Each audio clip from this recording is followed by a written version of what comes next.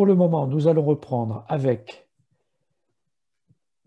le sujet du glyphosate, ou plus particulièrement de la sortie du glyphosate, sujet que vont nous présenter Philippe Cousigné, qui est animateur réseau thème, et Hervé Durand, chargé de mission nationale auprès du ministre, qui vont nous faire ensemble un état des lieux et nous parler de la stratégie de mise en œuvre au niveau national concernant le glyphosate. Suite à cette séquence, nous vous ouvrirons en quelque sorte le chat et je proposerai à Espérance et Dominique Ditlot en particulier de bien vouloir nous faire part en résumé des questions qui ont pu être posées pendant la présentation. Philippe Cousigné, pour commencer peut-être, je vous laisse commencer cette présentation en binôme.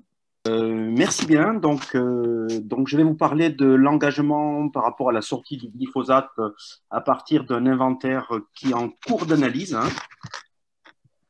Alors, les objectifs de l'inventaire, là, dont je parle, c'est éco-phyto, c'est pas que le glyphosate. Le glyphosate est tout ce qui, finalement, vient en appui d'éco-phyto. Et par rapport à ça, il ne faut pas oublier que le travail a commencé depuis 2009. C'est pas un phénomène tout récent. Alors, par rapport à cet inventaire, je voudrais préciser qu'il a été mis en œuvre par moi-même. Je me suis adressé J'ai à tous 2 les minutes déjà. avec l'appui des chargés de mission ADT, ADUI des régions, que je remercie d'ailleurs. C'est un inventaire beaucoup plus complet que les autres années, justement pour intégrer le glyphosate, entre autres. Et je voudrais également remercier les 164 DEA qui ont bien voulu répondre sur les 192. Et je remercie ceux qui ne l'auraient pas fait de compléter, si possible. Il est toujours temps. Voilà. Alors, tout d'abord, un regard sur Ecophyto. Cette diapo vous présente donc quelques dispositifs essentiels qui sont mis en œuvre sur Ecophyto. Alors, défi ferme, 56%, défi XP, 12% des exploitations, Ecophyto terre, 20%, les groupes 30 000, 15%, et d'autres projets Ecophyto, 9%. Si on combine tous ces dispositifs, on arrive aux 2/3 des exploitations de l'enseignement public qui sont investies largement dans Ecophyto. Ça, c'est une première approche. Je voudrais rajouter à cela des tendances qui ont été mesurées pour la première fois par cet inventaire, à savoir une progression donc confirmée de l'agriculture biologique, hein, on en a parlé tout à l'heure, le zéro phyto qui n'avait jamais été évalué, qui est également présent en termes d'expérimentation et toujours en augmentation. Une initiative qui est la démarche vers les riverains, qui est effectivement une approche en plein développement dans l'enseignement. Le groupe 30 000, les groupes 30 000 qui continuent à se développer. Des certifications dont on a parlé qui prennent finalement la plus grosse dynamique à l'heure d'aujourd'hui, HVE3 et Plante Bleue, pour atteindre 26% des exploitations. Et je pense on se rapprochera des 70% en 2021 vu l'engouement. Voilà. Et d'autres dispositifs qui sont les CASDAR. Alors, j'en arrive donc à la situation du zéro glyphosate en 2020, maintenant. On peut dire que près de 70% des exploitations en sont sorties, ce qui est un chiffre, à mon avis, qui est excellent. On n'est pas à 100%, mais franchement, par rapport à ce que j'avais observé depuis un an, je trouve que c'est très bien. On a 20% qui sont en cours et par contre 10% qui restent avec des difficultés. J'ai mis sur cette carte les régions, on va dire, les plus à la traîne, hein, entre guillemets, Île-de-France, Bourgogne-Franche-Comté, et les plus avancées qui sont la Corse et PACA. Ce qu'il faut bien regarder dans cette évolution, c'est la partie en marron foncé qui correspond en fait aux exploitations hors bio, qui sont véritablement celles qui ont le plus impulsé, puisqu'on a triplé leur nombre en l'espace d'un an, pour atteindre 62%, donc des non-bio. Évidemment, se rajouteraient 38 exploitations qui, elles, sont quasiment en totalité en bio. Et les freins. Donc, les freins, on peut les distinguer dans des freins finalement partagés, hein, entre toutes les cultures, qui sont le coût et la gestion des salariés, qui est entraîné par cet abandon, l'incertitude climatique et le coût en matériel. Les cultures par ordre d'impact qui sont en difficulté, c'est les grandes cultures, évidemment, on l'a cité pour l'agriculture de conservation ou les techniques de culture simplifiée. pour gérer les repousses de culture, pour gérer les semences sous contrat, les adventices résistantes.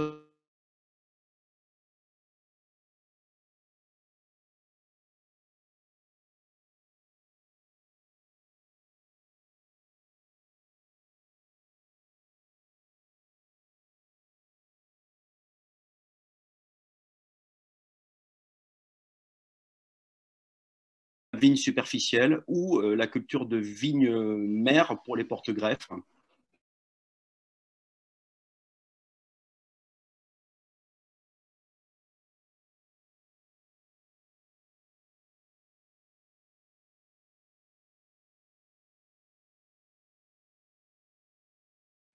La reconception des systèmes, on retrouve les dispositifs, les rotations, les couverts végétaux, l'équipement matériel de désherbage, la couverture des sols par des variétés ou des mélanges, l'élevage à l'herbe, le paillage ou le mulch et toute démarche de reconception.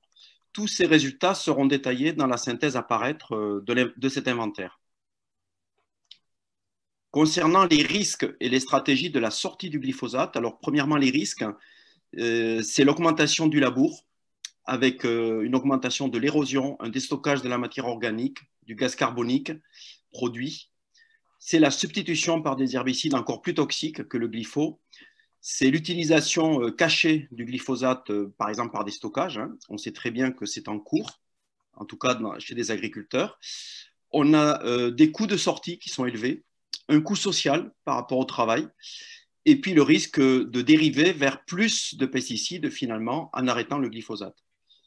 Alors pour sortir de tout ça, les DEA ont signalé diverses stratégies et la substitution est en tête de ces pratiques. Voilà. Concernant les difficultés de l'objet glyphosate, et j'en aurais presque fini, hein, c'est mon avant-dernière diapo, les priorités pour les DEA restent quand même des priorités, on va dire, globales, plus transversales, comme l'agroécologie, la réduction des pesticides, la biodiversité, les sols, le changement climatique, l'économie, souvent des priorités combinées entre elles. Le glyphosate est souvent considéré comme une solution de facilité ou solution de secours pour les années difficiles, c'est-à-dire par exemple une année sur 4, hein, s'il y a de fortes pluies. La sortie de glyphosate, en fait, ne règle pas forcément la question sanitaire. Hein. C'est souvent le bouc émissaire des phytos, avec un risque de réduire la problématique à cette seule molécule. Donc, en définitive, c'est un dossier très complexe et mal compris qui génère des controverses. Voilà. En conclusion, donc 70% des exploitations sont sorties du glyphosate, pratiquement. Hein. En 2021, on peut s'attendre à 90% si les 20% en démarche réussissent, ce qui est probablement le cas, et 10% avec des difficultés qui seront développées donc dans la synthèse. Et cette sortie du glyphosate ne peut s'appuyer que sur des objets systémiques et fédérateurs. Ce qui veut dire des pistes d'amélioration, donc comme le zéro herbicide, le zéro phyto, des stratégies de reconception à prioriser, un soutien financier pour l'investissement matériel, pour la main-d'œuvre et plus d'implication dans des réseaux ou des dispositifs. Je vous remercie pour votre écoute. Merci Philippe Cousinier, bravo pour ce timing parfait. C'est 10 minutes consacrées à cette première partie concernant la sortie du glyphosate, la deuxième étant prise en charge par Hervé Durand, qui va donc prendre la suite.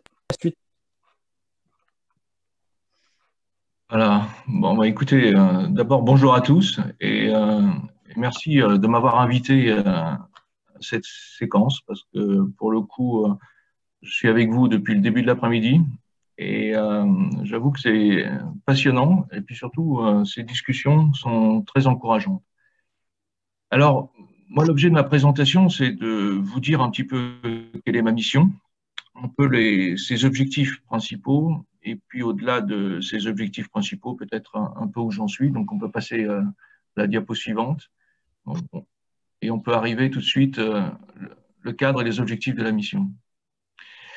Alors, le glyphosate, Philippe en a parlé. À la vérité, moi, j'arrive à un moment, j'ai été désigné en novembre, où finalement, l'ANSES a publié les résultats de son évaluation comparative. Et cette évaluation comparative, elle se traduit par des restrictions d'usage et des modifications d'un point de vue des doses utilisées. Donc c'est un mouvement, c'est un pas en avant. Ce n'est pas encore la sortie du glyphosate, mais pour le coup, c'est une réduction sensible de l'utilisation du glyphosate. L'objet de ma mission, et ça fait écho peut-être aux commentaires de M. Ménard et puis de notre collègue qui parlait de l'évolution de son exploitation. Mon périmètre, il est centré sur le ministère de l'Agriculture et de l'Alimentation. Et mon objectif, c'est d'initier un dialogue structuré avec les représentants des différentes filières sur la sortie du glyphosate. Donc, il faut se doter d'une stratégie. Il faut, à travers ce dialogue structuré, identifier les leviers à même de permettre de sortir des impasses identifiées. Et c'est assez simple, vous voyez, il faut établir un plan d'action par usage et par produit en mobilisant l'ensemble des leviers d'action possibles. Et j'aurai aussi pour mission d'animer un comité de suivi des plans de sortie du glyphosate, donc un comité de suivi qui réunira un certain nombre d'acteurs, les acteurs professionnels bien sûr, mais pas seulement, les acteurs, certains acteurs de filière, les parlementaires, enfin tous ceux qui de près ou de loin sont concernés par ce sujet. On peut passer à la diapo suivante. Alors cette sortie du glyphosate, j'ai bien entendu le commentaire de Philippe sur le fait que le glyphosate, c'était parfois un sujet controversé et en tout cas qui nécessitait pas mal d'explications. Vous le savez tous, le calendrier sur le glyphosate, il est assez précis. Donc, on a un prochain rendez-vous au niveau communautaire qui est en 2022 avec à nouveau une discussion sur cette substance. Et une possibilité, c'est que l'utilisation du glyphosate s'arrête à cette date-là. Donc ça, c'est une possibilité parmi d'autres. Et finalement, l'objet de ma mission, c'est de se préparer à cette échéance, soit d'un arrêt brutal, soit d'un arrêt qui pourrait intervenir peu après 2022. Alors, ce qu'a fait l'ANSES, c'est une nouvelle fois une approche un peu réglementaire, c'est-à-dire on restreint les usages, on diminue les doses. C'est une étape importante, mais évidemment, vous vous en doutez, et vous le savez tous, ce n'est pas suffisant, surtout pour le directeur de projet de la sortie du glyphosate. Il faut aller plus loin. Donc, le travail fait par l'ANSES nous laisse entrevoir quand même une évolution d'un point de vue des doses et des quantités de glyphosate utilisées sur le territoire national en termes d'impact, un impact assez important. Je le disais, c'était 50%. Alors, pourquoi est-ce qu'il faut réinitier un dialogue? Parce que simplement, tous les travaux qui ont pu être menés, et notamment je fais référence aux travaux de l'INRA, ont montré que d'un point de vue de l'utilisation du glyphosate, on était confronté à des impasses, c'est-à-dire des éléments qui, jusqu'au jour d'aujourd'hui, font qu'on est obligé de recourir au glyphosate. Donc, c'est autour de ces impasses que je dois travailler avec les filières. On peut passer à la diapo suivante. La diapo suivante. Alors là, ça ne marche plus. Alors, je continue. Donc, l'approche filière, c'est un travail qui doit être conduit avec les acteurs professionnels. Il y a, d'un point de vue des différentes filières, un niveau de préparation et d'engagement très, très variable. Et le travail sur le glyphosate ne peut pas faire abstraction de la nécessaire transformation des systèmes de production. L'enjeu de toutes ces discussions, ce n'est pas de substituer une molécule par une autre. Donc, ça renvoie en quelque sorte à une vision un peu plus large des systèmes de production. On a un problème spécifique autour de l'agriculture de conservation. Et en fait, il faut arriver à mobiliser les acteurs et élaborer une feuille de route par grande filière pour aller vers des plans d'action partagés. Où est-ce que j'en suis? J'ai mené de nombreux échanges. Je ne travaille pas tout seul, naturellement. Je travaille en lien avec les directions générales d'UMA concernées. Je travaille aussi étroitement avec la mission interministérielle qui a été confiée au préfet Biche. Et mon travail aujourd'hui se matérialise sous la forme de groupes de travail par filière. Je ferai un premier point avant Noël et un point détaillé, filière par filière, début 2021. Alors, si on en arrive finalement aux difficultés, on peut passer à la diapo suivante, les difficultés identifiées. Je crois que sur ce dossier particulier, et vous le vivez tous au quotidien, on manque cruellement de données sur le suivi de l'utilisation du glyphosate. dans les exploitations. On a des données globales, on a des données de vente, mais en fait, on a assez peu de données quant à l'utilisation réelle qui est faite du glyphosate dans les exploitations. Donc, c'est une difficulté. On a évidemment une difficulté à dépasser les approches réglementaires et à s'inscrire dans des démarches de progrès co-construites. C'est ce à quoi vous faisiez référence d'un point de vue de la position des organisations professionnelles et puis finalement des pressions qu'exerce l'aval sur l'amont. Et en quelque sorte, l'objet avec les filières a bien pour cadre, et en tout cas comme objectif, de déverrouiller un peu ça. On a un levier autour des agroéquipements qui nécessitent des investissements parfois importants et des matériels qui ne sont pas forcément disponibles et qui doivent être encore améliorés. Et puis, on a finalement un point qui est somme toute assez important, c'est que le raisonnement autour du glyphosate ou de la reconception de nos systèmes entraîne parfois des coûts supplémentaires et on a un problème de valorisation au niveau de la mise en marché. Et si on passe à la diapo suivante, en conclusion, je dirais que c'est un dossier emblématique de la transition écologique et de la réduction de notre dépendance aux produits phytosanitaires. C'est une approche, et j'en suis conscient, qui ne peut pas faire abstraction de l'évolution des systèmes de production. Et par rapport aux solutions que l'on doit promouvoir, il n'y a évidemment pas une solution, il y a des solutions. Et pour beaucoup de ces solutions, elles résident dans des innovations, notamment en matière d'agroéquipement. Et il y a bien sûr dans tout cela un rôle forcément moteur pour les pouvoirs publics et les établissements publics. Et c'est peut-être par là que je voudrais conclure. Ce qu'a présenté Philippe est très encourageant. Je pense que ça témoigne du travail de fond qui est engagé dans nos différentes exploitations.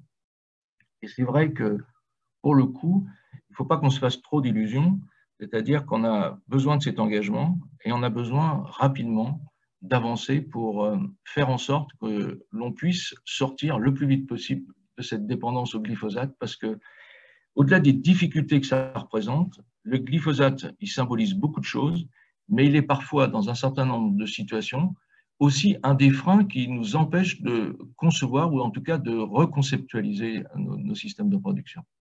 Donc, ma mission, vous l'avez compris, elle est très précise. Elle est centrée sur la nécessité de réengager un dialogue avec nos partenaires des filières. Ce n'est pas une mission facile, mais pour le coup, elle a bien pour objet à la fois de définir une stratégie qui puisse être co-construite et de remettre en mouvement tous les leviers nécessaires et disponibles pour avancer évidemment vers la sortie du glyphosate. Merci à tous. Merci à vous, Hervé Durand. Merci, Philippe Cousinier, pour vos présentations respectives, parfaitement dans les temps impartis, ce qui va nous permettre de nous adresser à vos auditeurs pour constater d'éventuelles questions qui auraient pu être posées. Alors, j'ai bien compris, vous nous disiez entre les lignes dans votre dernière diapo que vous ne voyez que la sortie définitive pour obliger à trouver les alternatives, quoi, si j'ai bien compris. Enfin, si j'ai compris entre les lignes, en tout cas.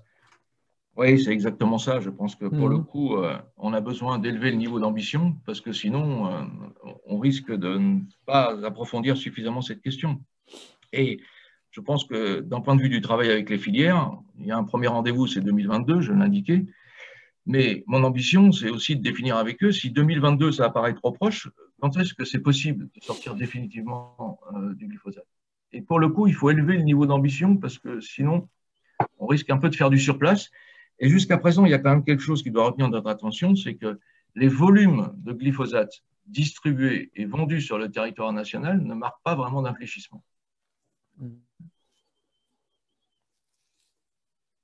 Je suppose que les filières concernées aussi vous ont communiqué ou vous opposent régulièrement des chiffrages, des simulations par rapport à ce que ça pourrait avoir comme impact sur la production, notamment les niveaux de production et ce que ça pourrait entraîner au niveau de la transformation et de l'export, par exemple. Je pense que pour le coup, je le disais, il y a un gradient d'un point de vue des filières. D'abord, ceux qui montrent le plus d'appétence et le plus de disponibilité pour entrer dans la discussion, c'est la filière viticole. Alors, ce n'est pas réglé, mais pour le coup, c'est ce secteur qui est le plus volontariste. Après, à l'autre bout de l'échiquier, le secteur qui est assez résistant, c'est le secteur des fruits et légumes, pour plein de raisons. D'abord parce qu'il y a une variété de production, de situations, de particularités. Bon. Et ils ont un argument assez massif qui est de dire qu'au bout du compte, ils utilisent certes du glyphosate, mais quand on additionne les volumes utilisés, ça reste somme toute par rapport aux volumes globaux assez faible. Et puis au milieu, on a le secteur des grandes cultures. Et dans le secteur des grandes cultures, ils ont trouvé finalement une parade assez intéressante. C'est parce qu'il y a l'agriculture de conservation, ça suffit comme prétexte pour finalement dire nous, on ne peut pas, parce que pour le coup, on privilégie les systèmes sans labour, et avec l'agriculture de conservation, pour l'instant, on ne sait pas se passer du glyphosate. Donc, où est-ce que c'en est? Moi, ce que j'ai défini pour chacun des secteurs, c'est une feuille de route qui essaye de décliner, qui reprend les objectifs initiaux, donc la discussion autour de 2022 ou autre, après qui repart de ce qu'a fait l'ANSES, et c'est quand même pas complètement réglé dans le sens où il va falloir l'appliquer, ce qu'a décidé l'ANSES, et après, l'objet, c'est pour chacune de ces filières, de reprendre les impasses et de voir comment on travaille autour des impasses pour d'abord définir une trajectoire de progrès et puis peut-être essayer d'aller un peu plus loin. Et il y a évidemment différentes questions qui sont posées. Il y a des questions qui touchent à la conception des systèmes, ce qui a été bien expliqué tout à l'heure. C'est bien beau de vouloir allonger, diversifier les productions, mais il faut aussi des filières qui permettent de valoriser ces produits. Il y a des questions de recherche, de développement, d'expérimentation en termes de mise au point de matériel. Il y a tout un faisceau de questions qui méritent d'être éclairées au regard des problèmes concrets que rencontrent les agriculteurs. Et puis alors, il y a un problème fondamental, c'est que ce sujet du glyphosate, il n'est pas présent aujourd'hui dans les cours de ferme. En tout cas, pas suffisamment au regard de ce qu'on essaye de faire. Donc, il y a un problème d'accompagnement, d'explicitation de ce qu'on veut faire, de ce qu'on veut construire, mais il y a aussi l'idée qu'il faut qu'on soit présent, en tout cas, que l'appareil de développement et d'accompagnement des agriculteurs porte cette problématique, et c'est une problématique d'avenir. Pourquoi c'est aussi essentiel tout le travail que vous faites tous collectivement? Parce que quelque part, on est en train de préparer l'agriculture de demain. Donc, ce que vous touchez du doigt comme difficulté ou comme opportunité, en quelque sorte, c'est les lignes de force de ce qu'on va dessiner d'un point de vue du développement de notre agriculture. Ce n'est pas facile, et moi je suis comme Pauline, finalement assez optimiste parce que je vois que les choses bougent. Maintenant, il faut qu'on accélère le tempo parce que derrière ça, il y a aussi des questions de compétition sur notre sol, mais aussi avec nos partenaires européens. Et ce sujet du glyphosate, qui peut paraître à certains comme anecdotique ou en tout cas mal ciblé, il est assez fondamental au regard de la transition qu'on est en train de vivre et en train d'engager. Merci beaucoup pour ces précisions utiles et ces compléments d'information tout à fait intéressants. C'était sur et ça rejoint ce qu'a dit Hervé tout de suite, la gestion du SMI direct. La gestion du SMI direct sans glyphosate. Pauline avait répondu. Est-ce qu'on peut y revenir un petit peu parce que c'est vraiment une question clé quoi, par rapport à l'agriculture de conservation et Pauline y avait répondu. Est-ce que c'est si facile que ça, entre guillemets, de gérer des couverts végétaux pour se passer du glyphosate? C'est une des questions que je remémore. Essentiel, oui. Alors, pour relayer des résultats, là, des enquêtes, alors ce que j'ai pas précisé, ce que j'ai omis de dire, hein, c'est qu'il y a une autre enquête en cours, qui est l'interview de 40 exploitations, donc qui est quasiment finie, hein, dont nous ferons l'inventaire justement et qui répond aussi à cette question-là. Donc pour l'instant, ce qui se passe, on a les deux cas de figure en fait. On a le cas, on va dire, plus général d'exploitations qui sont en semi-direct, en agriculture de conservation, et qui sont confrontées véritablement à ce frein, à cet obstacle d'arrêter le glyphosate. Et à côté de ça, on a quelques exploitations, donc je ne connais pas à l'heure actuelle leurs proportions, qui ont réussi à trouver des moyens d'arrêter le glyphosate, donc en semi-direct. Donc par des combinaisons spécifiques à leur terroir, quoi, à leur territoire. Donc ça, ce sera effectivement à relever. Par contre, il y a d'autres approches qui ne sont pas le semi-direct, qui n'ont rien à voir. Hein. C'est par exemple les clôtures électriques qui m'a été relevé comme étant vraiment une contrainte dont ils ne voyaient aucune solution. Et j'ai le cas d'un DEA, je ne citerai pas son nom, qui fait à la fois de l'innovation, donc sans glyphosate en agriculture de conservation, et qui fait effectivement du glyphosate sous les clôtures, pour pas que ces animaux s'en aillent, quoi. Donc, vous voyez que c'est compliqué, cette affaire-là. On a tous les cas de figure, en fait. Mais je pense qu'on peut y arriver en se serrant les coudes. Hein. Hervé Durand ? Moi, je veux bien dire un mot là-dessus. Que ce soit compliqué, on en est tous conscients. Et pour le coup, moi, j'aborde ça avec un peu d'humilité, mais un peu de détermination. Si on prend l'agriculture de conservation, je pense que le pire service qu'on puisse leur rendre, c'est de les conforter dans la dépendance et l'utilisation du glyphosate. On a différents types d'impasses aujourd'hui. La destruction des couverts, mais plus fondamentalement, la gestion des vivaces. Et finalement, c'est un peu autour de ça que tourne la discussion. La destruction des couverts, je pense qu'il y a différentes solutions pour éviter de dépendre du glyphosate pour détruire les couverts. Donc là, pour le coup, on a techniquement un certain nombre de réponses. Là où, pour l'instant, on bute, c'est sur la gestion des vivaces. Effectivement, c'est un sujet.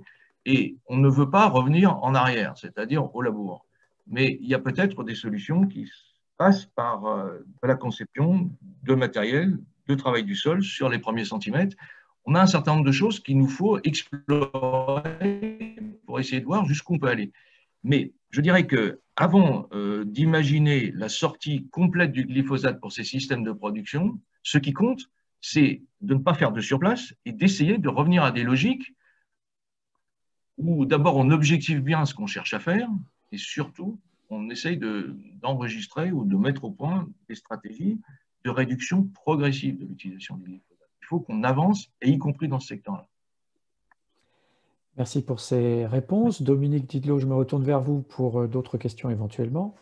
Il nous reste encore quand on regarde le chat, on voit bien qu'il y a des questions sur les agroéquipements.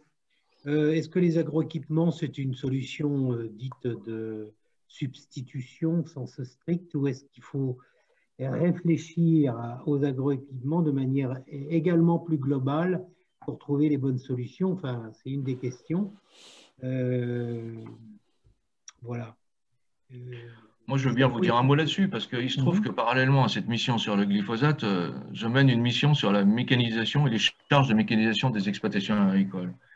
Ce qui est frappant d'un point de vue du secteur des agroéquipements, d'abord, c'est un secteur très concentré, avec quelques constructeurs qui dominent le marché. Après, on a souvent une difficulté à rentrer en discussion avec les fabricants de matériel agricole. Et c'est vrai que, pour le coup, pour un certain nombre de problèmes qu'on se pose, ils sont vecteurs ou apporteurs de solutions. Donc, par rapport à la question précise que tu poses, il y a effectivement une nécessité de réenclencher des discussions avec eux, de les associer un peu aux problèmes que l'on a identifiés et d'essayer de voir comment on peut améliorer les solutions apportées aux agriculteurs. Et je dirais qu'il ne vous a pas échappé que dans le cadre du plan de relance, le ministre avait retenu un volet spécifique pour les agroéquipements.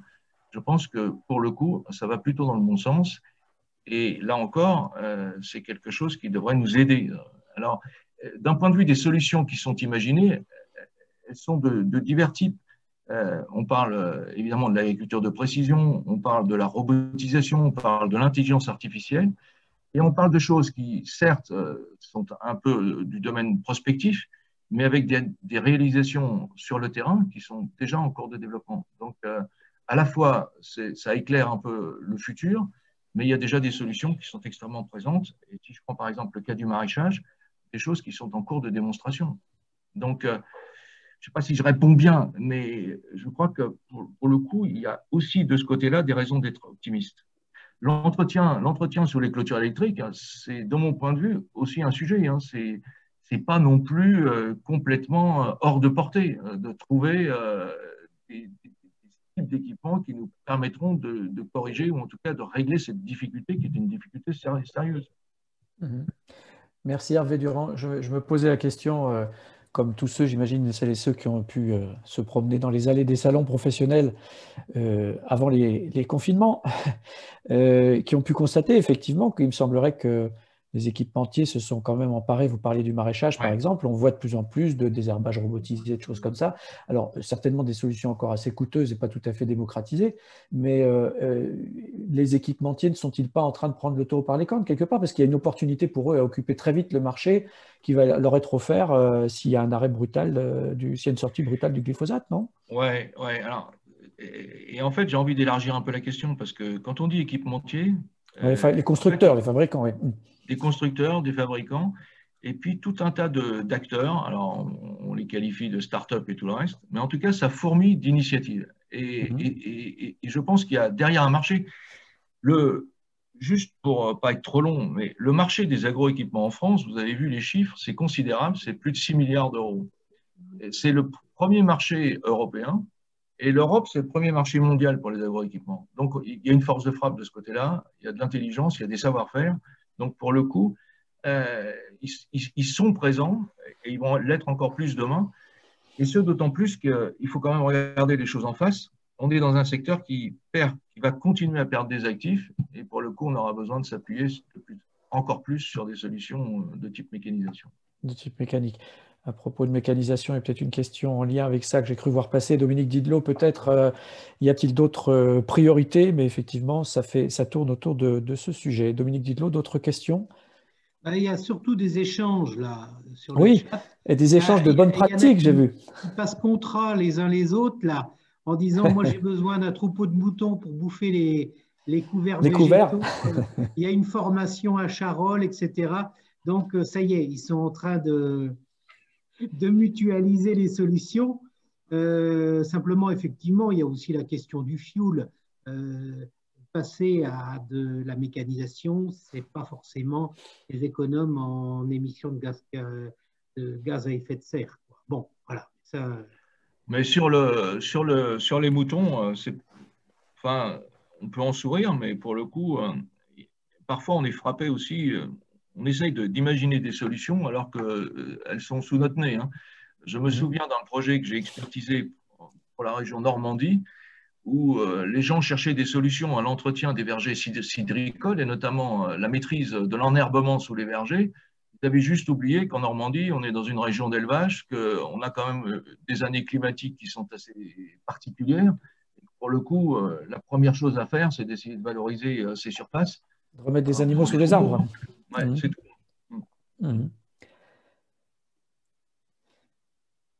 D'autres questions? On n'est pas, comment dirais-je, il nous reste encore quelques minutes si vous le souhaitez. Il y avait Régis Triolet qui posait une question, je n'ai pas bien compris.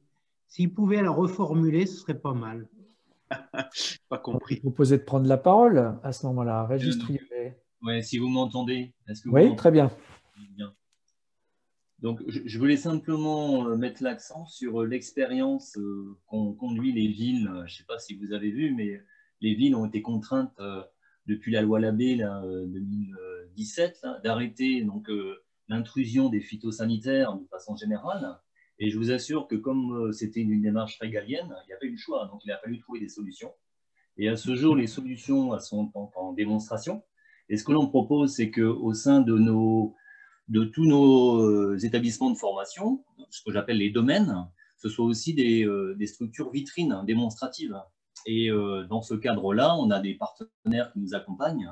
Je pense à l'Institut Planté-Cité, qui est partenaire d'une vingtaine déjà d'établissements de formation. Et en appui aux exploitations, simplement, l'idée, c'est de peut-être harmoniser les stratégies d'action en ayant un établissement qui soit vitrine aussi de démonstration, support pédagogique à travers ces structures d'accueil pour la formation, et en parallèle, une exploitation qui soit cohérente dans le processus aussi de réduire ces intrants, notamment le glyphosate. Voilà. C'était simplement, ma question, c'était comment faire pour peut-être faciliter la mise en œuvre de passerelles entre des techniques innovantes utilisées sur les domaines, donc les surfaces d'accueil pour l'enseignement agricole, et l'accompagnement des surfaces dites non productives, qui sont donc des cheminements, des bordures de chemin, etc., sur nos exploitations, qui peuvent être l'opportunité de mettre en démonstration ce qui se fait sur les domaines. Voilà, c'était ça ma remarque. Merci. Régis Triolet, une autre question, Dominique? Ça continue de s'activer un peu sur le chat. Donc, il nous reste 2-3 minutes, encore une ou deux questions. Il y a un commentaire Hervé auquel je Durand, veux répondre là, sur le chat. C'est-à-dire cette question, c'est qui, alors je ne sais plus, c'était Michel Aguirre, je crois, et qui parlait de la difficulté, en tout cas, si on était amené à raisonner pour sa propre exploitation, est-ce qu'on ferait le même choix d'abandonner le glyphosate? Je crois qu'il faut regarder les choses en face. Hein. La France utilise chaque année 9000 tonnes de glyphosate, c'est considérable. Et pour le coup, qu'on le veuille ou non, on est extrêmement dépendant de ce produit et des produits phytosanitaires en général. Donc, il n'y a pas de fatalité derrière ça. Mais il faut qu'on opère véritablement un retour sur cette question-là et qu'on essaye de développer d'autres stratégies. Il y a quelque chose qui est frappant pour le glyphosate. Je ne sais pas si vous l'avez perçu comme moi, mais lorsqu'on s'intéresse et lorsqu'on compare l'agriculture française et l'agriculture américaine, c'est deux types d'agriculture, deux visions complètement différentes de l'agriculture. Alors aux États-Unis, vous le savez, on privilégie les OGM et on utilise un produit, le glyphosate. Nous, on est plutôt sur une autre vision, on promeut l'agroécologie et on retrouve d'un point de vue des leviers d'action qui sont encore utilisés aujourd'hui, le glyphosate. Il y a une espèce de paradoxe derrière ça qui fait qu'on peut quand même s'interroger sur, au fond, est-ce que le glyphosate, oui, c'est peut-être un symbole, mais est-ce que finalement, ce n'est pas quelque chose qui nous empêche de réfléchir et d'approfondir un peu cette question autour de la manière de penser le développement de l'agriculture? Donc, c'est un sujet à la fois sérieux, je reconnais qu'il est difficile, mais je crois aussi vous dire que, pour le coup, comme ça a été bien expliqué depuis le début de l'après-midi, il n'y a pas une solution, il y a des solutions. Et je pense que si on s'y met collectivement, il y a besoin d'énergie collective, on va pouvoir avancer et avancer dans un cadre qui fasse qu'il n'y ait pas que des conséquences négatives. Il y aura aussi de belles opportunités et de belles conséquences positives. Merci beaucoup Hervé Durand pour ce propos quasi conclusif à ce stade, à moins que Philippe Cousinier ait quelque chose à ajouter. Alors moi j'aurais un point de vigilance, là on parle du glyphosate bien sûr, mais le point de vigilance c'est le suivant, c'est qu'il est essentiel de s'emparer de la question des herbicides, donc du zéro herbicide, hein, puisqu'il ne s'agit pas de remplacer le glyphosate par d'autres molécules. Première remarque. Qui serait parfois pire d'après ce que vous disiez tout à l'heure. Deuxième remarque qui fait écho à ce qui a été dit sur les carburants. Moi, je trouve qu'il y a deux points techniques fondamentaux pour traiter la question du glyphosate. Hein. C'est les couverts végétaux d'une part, et d'autre part, c'est la question du sol, pour préserver nos sols et retrouver de la matière organique. Parce que c'est des enjeux fondamentaux qui sont menacés aussi. Donc, il ne s'agit pas de revenir massivement au labour, ce n'est pas la solution non plus. Donc, tout ça est à réfléchir, bien sûr, pour trouver des solutions de reconception qui permettent d'aller dans tout ce sens-là. Ouais. Merci beaucoup pour ces suggestions et vos recommandations diverses et variées pour nous approcher de cette période de sevrage qui arrive à grands pas, on l'a bien compris, Hervé Durand. Et il faut nous y préparer. Message reçu, je pense. Merci beaucoup pour vos interventions.